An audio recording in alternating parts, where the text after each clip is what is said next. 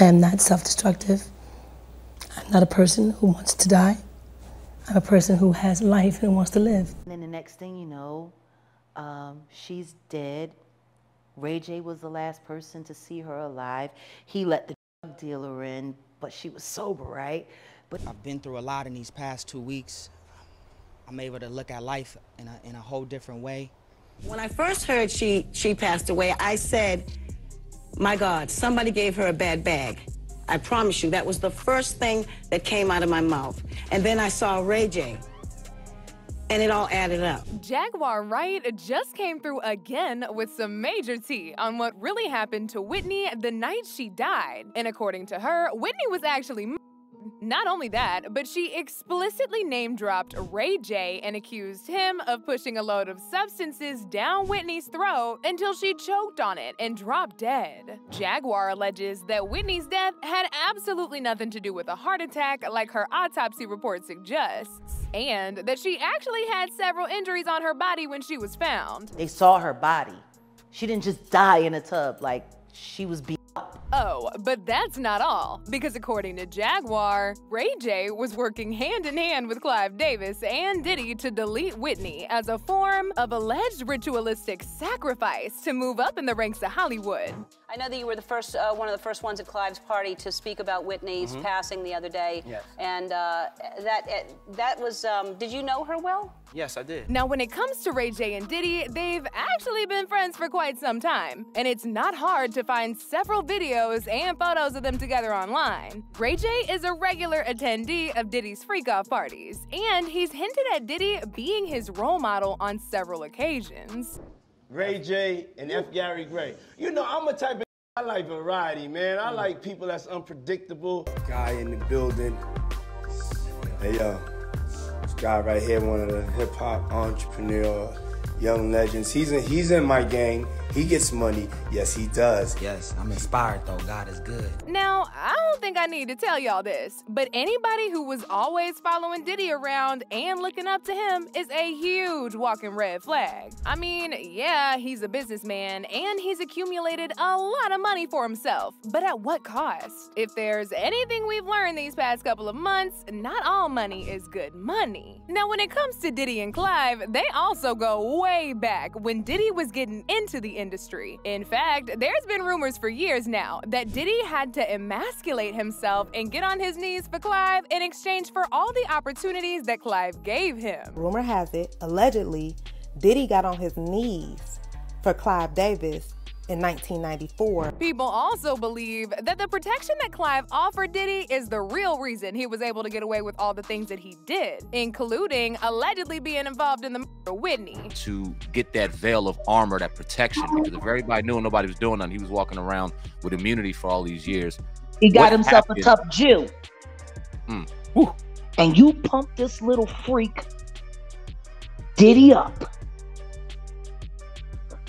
And you let him go in them streets, didn't you? Now, if you're wondering why Clive and Diddy allegedly employed Ray J to unalive Whitney, it's because Ray J was the closest person to Whitney at the time, and they knew he would be down to do whatever they asked him in exchange for some money. You see, just 5 years after Whitney and Bobby Brown got a divorce, she was linked to Ray J, and there are rumors about the both of them being in a relationship. Despite them never confirming if they were actually in a relationship or not, Whitney got a lot of heat for this link up because there was a 17-year age gap between them. Ray J was 31 and Whitney was 48. They were literally seen everywhere together, including going to clubs and dinner dates. There were also rumors that Ray J was actually encouraging Whitney's crack addiction and supplying her with way more than what she needed. At the time of their relationship, Whitney was severely struggling with her addiction, even though she was actively denying it in her interviews. Most of the people around her, including Ray J, literally saw her doing it. There were even reports about her going to a rehab facility to get help, but as soon as she came out, she fell right back into her old habits. I think I kind of reverted back as I got older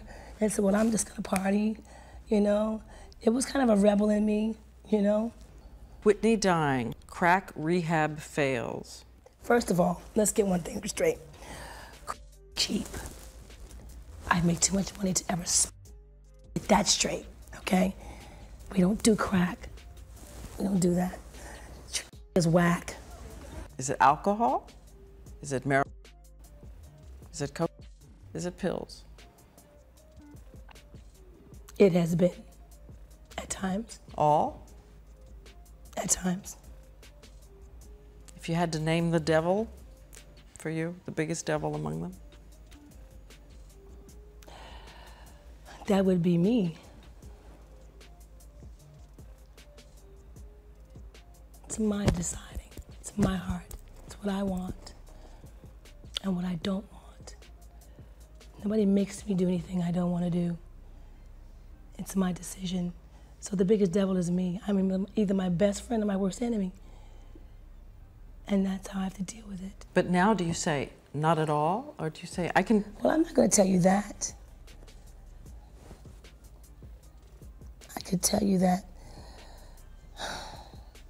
I am not self-destructive. I'm not a person who wants to die. I'm a person who has life and wants to live.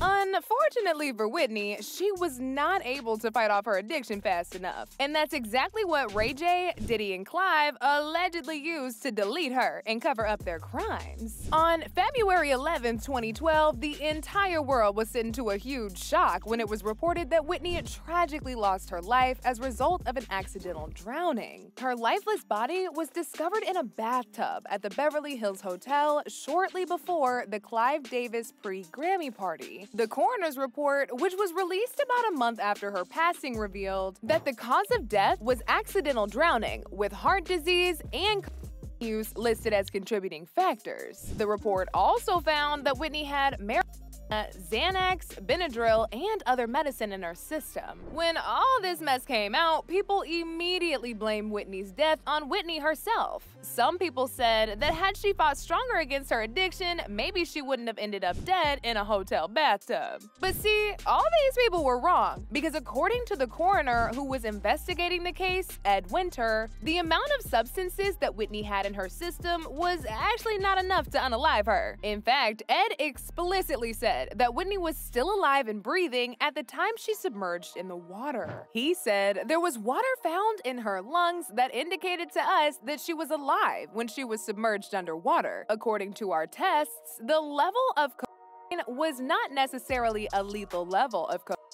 but her death was complicated by chronic use and heart disease. She could have passed out first due to the intoxication from the or she could have had a heart attack and then drowned. It's probably one of those two scenarios. Now, for those of y'all who didn't know, Ed Winter was also the coroner who was in charge of investigating Kim Porter's death. And he was also the one who challenged the reports about her dying from pneumonia when he said he found traces of lethal toxins in her body. Anyway, back to Whitney. Ed also revealed that prescription pill bottles were found in her room, but the number of pills were not alarming enough to kill her. As soon as this new information got out, people started doing some more digging, and the cause of Whitney's death quickly switched from an accidental drowning to it looking like she was possibly deleted by someone very close to her. At the time of Whitney's death, it was also reported that her assistant was the one who found her. According to Jaguar, it was actually Ray J's sister Brandy who found her. People also believe that Ray J was the one who supplied her with the drugs that night. This was confirmed by Leola Brown, the sister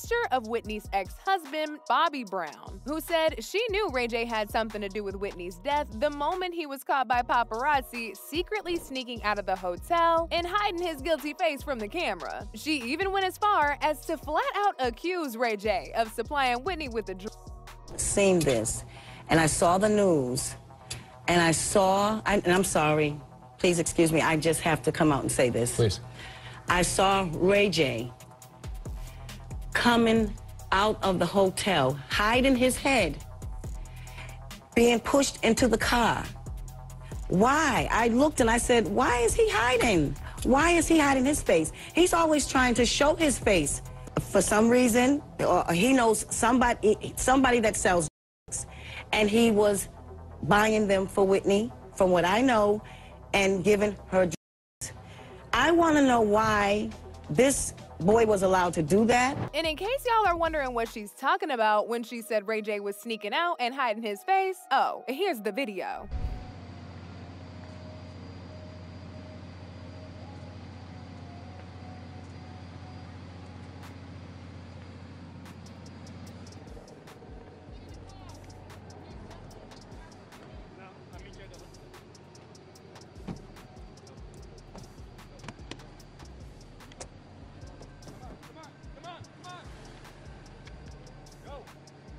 Anyway, according to Jaguar, she also accused Ray J of being responsible for getting Whitney's drugs that night. She said he was actually the last person to see Whitney alive, and he even brought a substance dealer into Whitney's room to provide her with all these different drugs, despite knowing very well that Whitney was in need of help and was on the brink of ODing. Jaguar also spilled some tea about how Whitney's body appeared to have alleged defense marks from a possible attack from someone. Some people believe Whitney sustained those injuries while fighting off the person who unalived her. When they did her autopsy, they said there was nothing wrong with her throat.